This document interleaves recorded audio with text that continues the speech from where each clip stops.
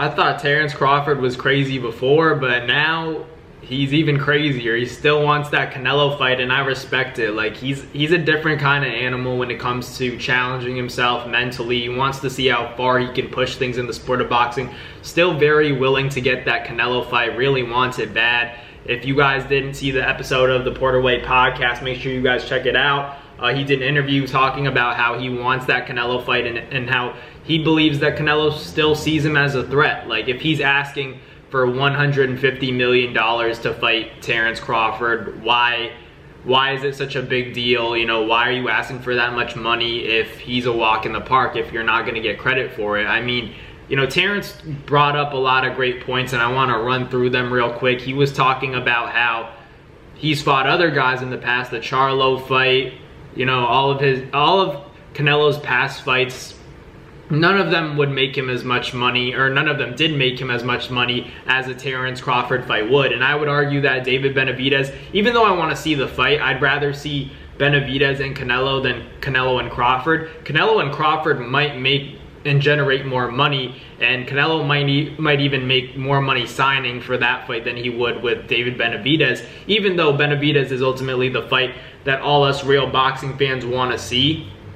That's still a very big fight, you know, as well, but because now that Benavidez is at 75 and Canelo's obviously campaigning at 68, fighting Berlanga, who's kind of like the last name there. So after that, it's like, what would he do after that? So there's obviously that Terence Crawford fight. Terence is really pushing for the Canelo fight. He even said that he'd prefer to fight Canelo than fight an undisputed, as an undisputed champion at 54. That's not as important to him as getting the Canelo fight, because he wants a legacy fight and a payday. So killing two birds with one stone, that Canelo fight would give him that, and I'm honestly hoping it happens for him now, because he's been asking for it so much. It seems like he sees something that he could exploit, and Terence Crawford would probably be the biggest win on his resume. You know, if you're just looking at names alone in the sport of boxing, people like to say, you know, what Canelo's saying in terms of shutting down this fight with Crawford, saying that they're not going to give him credit for it. It's a lose-lose situation for Canelo. Yeah, but at this point in Canelo's career, he's going to run out of opposition to the point where it's like people aren't really going to invest in his fights.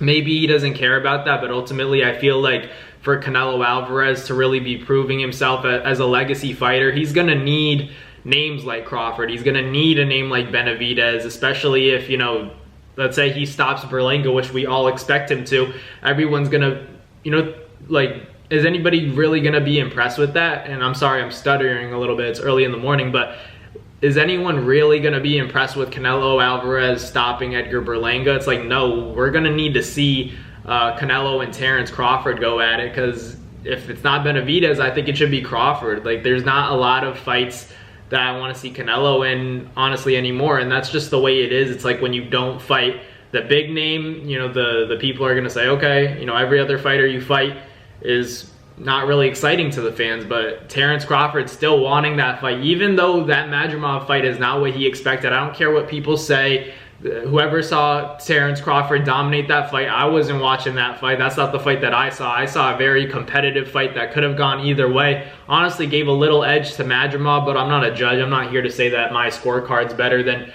you know, a judge's scorecard. So obviously Terence Crawford got the job done, but I definitely think it was a wake-up call of like, this is a different weight class. The power is different. The physical strength is different. And yeah, like I said, that power is the key thing. You know, Terence Crawford was visibly uncomfortable in that fight. And I'm not trying to be a hater. I picked Terence Crawford to win, but I saw the trouble that he had in there. He wanted to engage more than he did. Like, anybody who's been watching Terence Crawford knows that wasn't the fight that he wanted to fight against Israel Madrimov, but he respected the power more than he thought he would. He wasn't expecting the power to be like that. But it's a culmination of things that led to that Crawford performance not being his best performance. I'm not saying we need to see that Errol Spence style every single time he fights, especially if he's going to continue to go up in weight. I don't expect to see, you know, that dominant level of power and that, you know, beat down that he put on Spence. I don't expect to see that all the time as he moves up. But, you know, moving up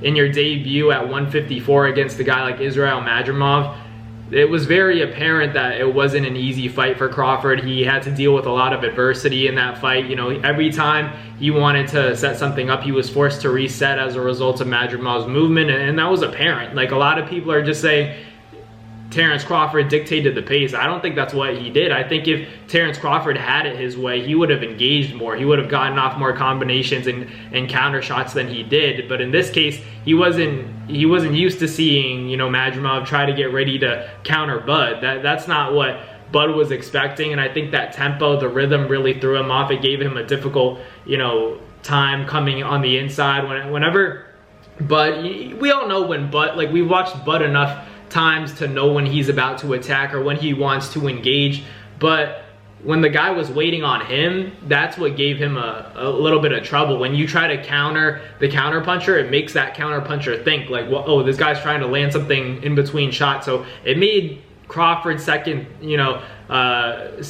guess himself and constantly think. That's what also allowed Madrimov to land that right hand, because in the process of Crawford thinking, okay, how do I get this guy? And you see Madrimov very, you know, bouncy and awkward.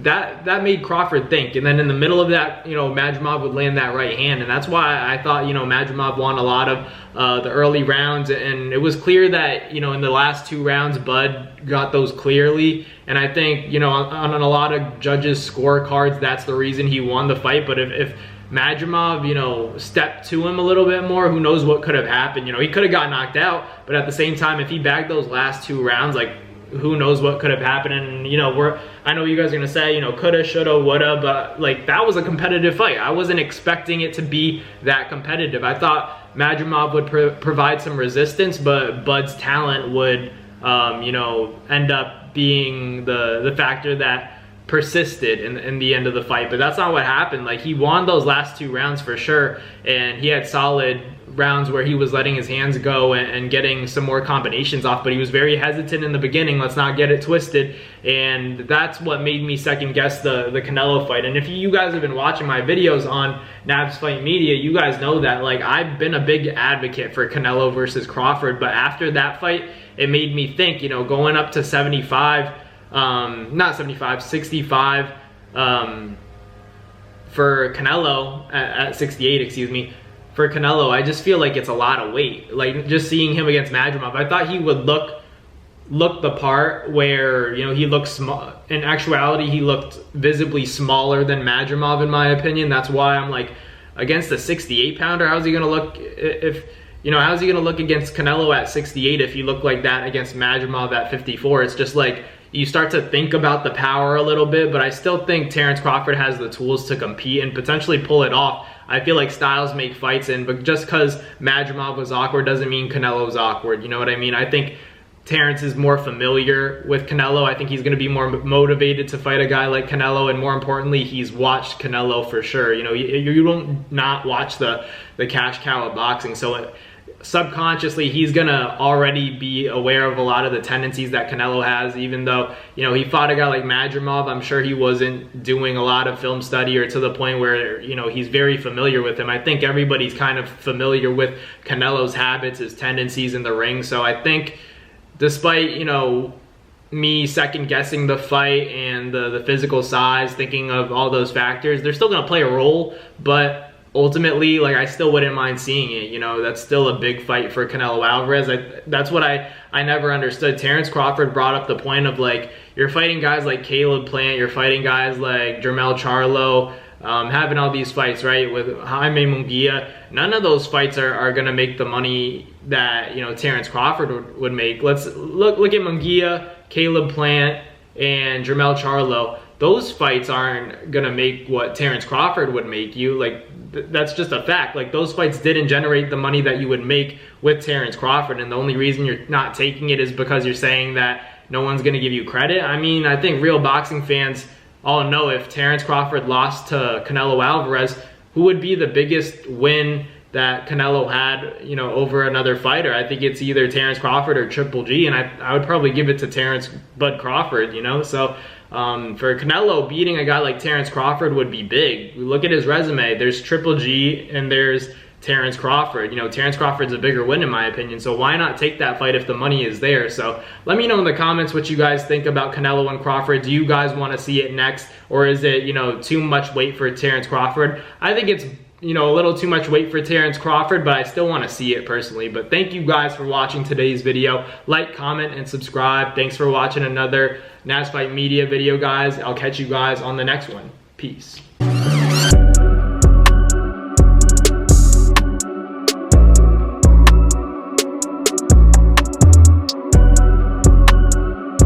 That's going to do it for another Naz Fight Media video, guys. Thank you guys so much for watching. It's been your boy, Man Nabong, with another video. Hope you guys enjoyed it all. Thank you guys for the constant support. Salute to y'all always. It's been your boy.